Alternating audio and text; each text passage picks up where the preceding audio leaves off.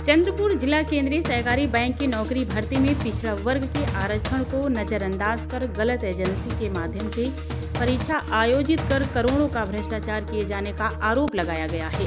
इसे लेकर आरक्षण बचाओ संघर्ष क्रियान्वयन समिति ने मांग की है कि इस भर्ती प्रक्रिया को तुरंत रोका जाए, पिछड़ा वर्ग का आरक्षण लागू किया जाए और नई भर्ती प्रक्रिया शुरू की जाए। इस मांग को लेकर समिति ने श्रृंखलाबद्ध धरना आंदोलन शुरू किया है। आंदोलन में कई पिछड़ा वर्ग समाज संगठनों के पदाधिकारियों ने समर्थन दिया। इस अवसर पर आरक्षण बचाओ संघर्ष क्रियान्वयन समिति के अंतर्गत कुर्मी एकता मंच के अध्यक्ष इंजीनियर दिलीप झाड़े, जन सत्याग्रह संगठन के अध्यक्ष आबिद अली, राष्ट्रीय तेली समाज संगठन के अध्यक्ष राजेश बेली, भोई समाज संगठन के अध्यक्ष बंडू हजारे, स्वराज किसान संगठन के संस्थापक सूर्य अडवाले,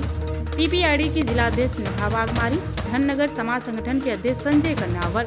गोंडी धार्मिक समाज संगठन के नेता रमेश मेश्राम, पातुक सेना के महेश वासलवार, झाड़े सुतार समाज के अध्यक्ष मंगेश गुरडकर, महाराष्ट्र नाभिक संघ के दिनेश एकवडकर, अहीर समाज संगठन के अध्यक्ष अनूप यादव, पन्नसाली समाज के महेश वासलवार, ओबीसी सेवा संघ के महासचिव राजू कुकड़े और सुनील गुटे समेत कई अन्य नेता उपस्थित थे। आंदोलनकारियों ने चेतावनी दी है कि जब तक उनकी मांगे पूरी नहीं होती और जिला केंद्रीय सहकारी बैंक प्रशासन भर्ती प्रक्रिया को रोकता नहीं है, तब तक यह श्रृंखलाबद्ध धरना आंदोलन जारी रहेगा। महासचिव राजू कुकड़े और पीपल्स डेमोक्रेटिक पार्टी के जिला अध्यक्ष नभा वाघमारे ने यह स्पष्ट किया है कि आगे की खबर को देखते रहिए आर पब्लिक न्यूज भारत और हमारे चैनल पर लाइक और सब्सक्राइब करना न भूलें। जनतेला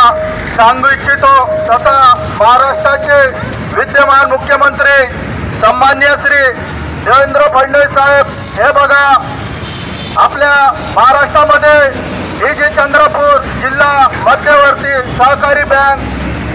जे आहे याच्यामध्ये 360 नौकर भरती पदाच्या 360 नौकर भरती पद घोटाळा जो आहे इथे त्याच्या विरोधात आज आरक्षण बचाव संघर्ष कृती समिती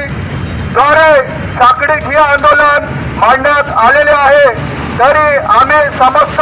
जनतेला तथा महाराष्ट्राचे मुख्यमंत्री यांना सांगू इच्छितो की ह्या चंद्रपूर जिल्हा मध्यवर्ती सहकारी बँकचे जे संचालक मंडळ आहे हे 2012 मध्ये निवडून आले होते तथा यांची मर्यादा 2017 मध्ये ह्या मंडळाची मर्यादा समाप्त झाली होती आणि त्यानंतर सुद्धा यांची कोणतीही ह्या संचालक मंडळाची निवडणूक घेण्यात आली नाही, कारण ह्या अनेक इथल्या संचालकावर भ्रष्टाचाराचे गुन्हे दाखल आहे। अशातच यांनी 360 रिक्त जागेसाठी नौकर भरती काढली, परंतु ह्या नौकर भरतीमध्ये जे विपक्षाचे जे लोक आहे जे स्वतःला खूप संविधान प्रेमी बाबासाहेबांचे नाव घेऊन स्वतःला संविधान प्रेमी सांगणारे, हे बघा त्यांच्या या विपक्षाच्या नेता तिथं संचालक मंडळ पदी आहे आणि त्यांनी हे जे नौकर भरती काढली आहे याच्यामध्ये आरक्षणाची कोणतीही तरतूद त्यांनी केलेली नाही। उलट आरक्षण डावलून एससी एसटी ओबीसी विद्यार्थ्यांचे जे आहे त्यांची जे संविधानाने जे त्यांना अधिकार दिला आहे त्याचे कुठेही त्यांनी पालन केलेले नाही व अशा प्रकारे ही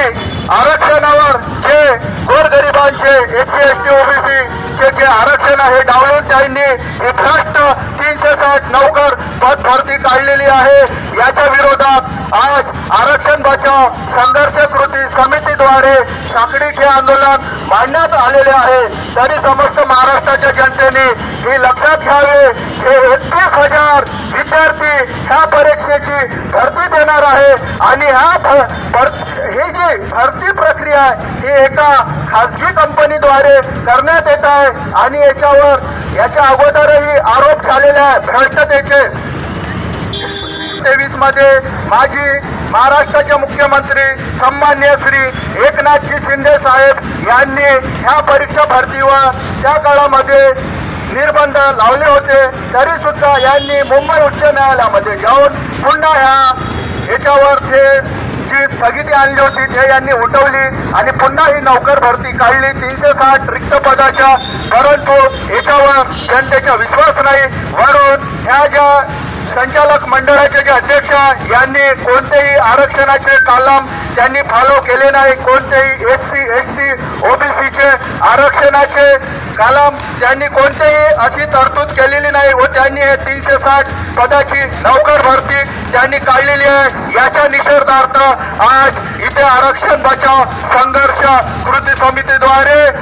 साखळी ठिय्या आंदोलन मांडण्यात आलेलं आहे. तरी आमची समस्त महाराष्ट्र जनतेला तथा या महाराष्ट्राचे मुख्यमंत्री सन्माननीय श्री देवेंद्र फडणवीस साहेब यांनी ह्या विषयाकडे लक्ष द्यावे. जोपर्यंत आम्हाला न्याय मिळणार नाही तोपर्यंत हे साखळी ठिय्या आंदोलन इथे सुरू राहणार.